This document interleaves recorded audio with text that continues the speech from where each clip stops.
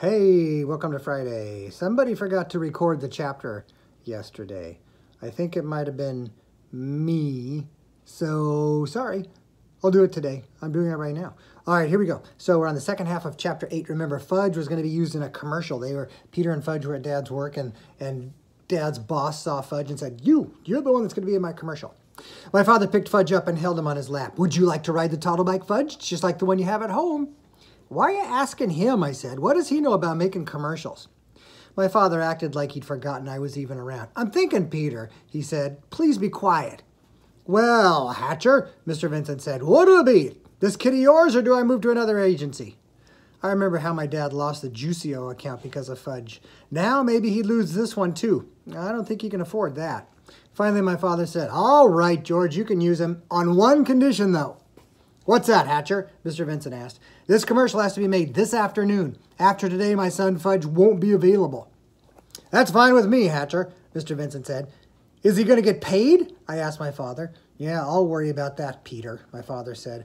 That probably meant yes. He'd be paid and have lots of money in the bank, and I'd have nothing, and someday I'd have to borrow from him. No, wait a minute. Never. I'll never borrow money from Fudge. I'll starve first. Can I at least watch you make the commercial then? I asked. Certainly, my father said. You can watch the whole thing. I turned to Mr. Denberg. Will Fudge be famous? I asked. No, not famous, but a lot of people think he looks familiar, Mr. Denberg said. I turned to Mr. Vincent. Do you know he has no top front teeth? Well, that's part of his charm, Mr. Vincent said. And he cut off all of his hair 2 months ago? Well, he looks fine now, Mr. Vincent said. And he can't even talk in long sentences yet. I told everyone in the room that. He doesn't have to say a word, Mr. Vincent told me. I couldn't think any other reason why Mr. Vincent shouldn't use Fudge in his toddle bike commercial. It was settled then. Soon Fudge would be a famous television star and I'd be just plain old Peter Hatcher. 4th grade nothing. All right, let's begin after lunch, Mr. Denberg said. We should get it filmed in about 2 hours. While my father and Mr. Denberg worked out all the arrangements, I asked Janet where the men's room was. She walked me to it. I told her thank you and that she didn't have to wait. I'd find my way back. When I was safely inside, I looked at myself in the mirror. I wish Fudge had never been born, I thought. Everything good always happens to him. If he had to be born, I wish he would be 9 or 10, like me, and then Mr. Vincent wouldn't want him to be the one to ride the toddle bike in his commercial. Janet sent down in the coffee shop for some sandwiches and drinks. After we ate, we all walked to another section of the agency where the cameras were all set up. A make-believe little street scene was set up in the background, and the toddle bike was all shiny red. My father told Fudge all he had to do was ride it around. Fudge liked that idea. He zoomed all over the place. Vroom, vroom, he called. My father, Mr. Vincent, and Janet sat on folding chairs and watched the action. I sat on the floor by my father's side. Mr. Denberg was the director. He said, okay, Fudge, we're ready to begin now. You ride the toddle bike where I tell you to, and I'll take a picture of you doing it, all right? No, Fudge said. What does he mean, Hatcher? Mr. Vincent asked. Why did he say no? My father looked and groaned. Oh, George, using Fudge was your idea, not mine. Mr. Denberg tried again. Okay, Fudge, this is it. The cameraman said, start riding this way. Ready, set, go. Fudge just sat there on the toddle bike, but he wouldn't pedal. Come on, kid, let's go, the cameraman called. No, don't want to, Fudge answered.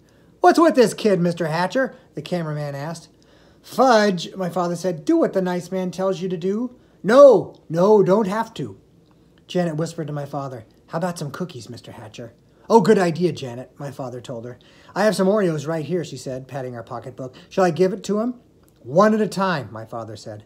Janet walked across the room to Fudge. He was still sitting on the toddle bike. If you do what the nice man says, you can have a cookie, Janet told him. Show me, Fudge said.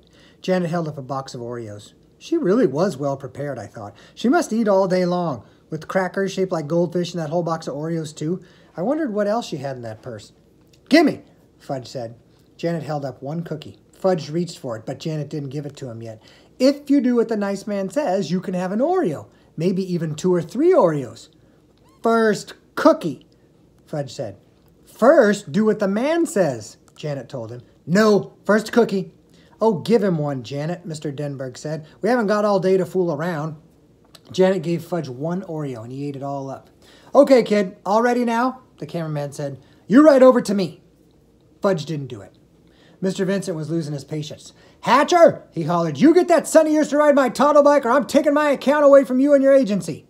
"Must I remind you, George, using Fudge was your idea, not mine," my father said. "Yeah, forget about whose idea it was, Hatcher. He's your kid and you better get him to do it. Now."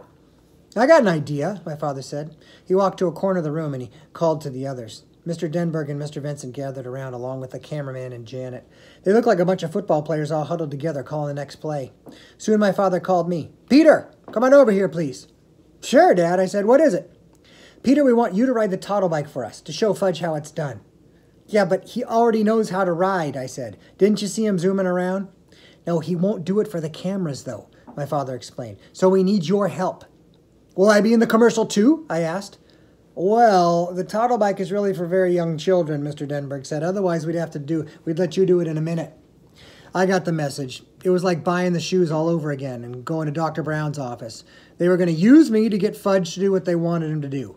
I wondered how anybody would ever manage my brother without my help. I walked over to Fudge and told him I was going to ride the toddle bike. "Get off of it," I said. Fudge held onto the bike. "No, mine." "It's not yours," my father told him. But Fudge wouldn't move for anything. He closed his eyes and screamed. Man, can he scream loud when he tries. So my father had to pull him off the toddle bike. Fudge kicked and kept screaming, and I'll bet Mr. Vincent was sorry he ever spotted my brother in the first place. I got on the toddle bike. It was so small my knees practically touched the ground, but I managed to ride it around just where the cameraman told me to. "See how nice Peter can ride the toddle bike?" Janet said. "Here, Peter, come on, have an Oreo. You did that so well you can have 2 or 3 Oreos if you want." Fudge stopped screaming. "Me!" he said. "What?" my father asked him. Me ride, me!" "No, you can't ride as well as Peter can," Mr. Denberg said. "Can so," Fudge told him. "I don't think so," Mr. Denberg said. "You already had a turn, didn't you? And you didn't do what I told you to do."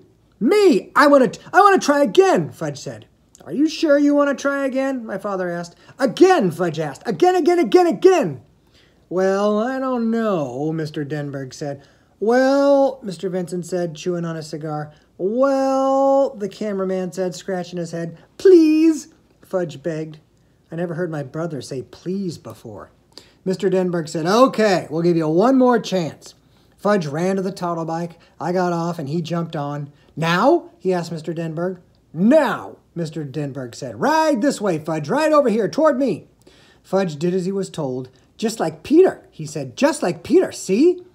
Janet gave me a kiss on my cheek. "You saved the day, Peter Hatcher," she said. When she wasn't looking, I wiped my face. Her kiss was way too juicy. We'll continue next week.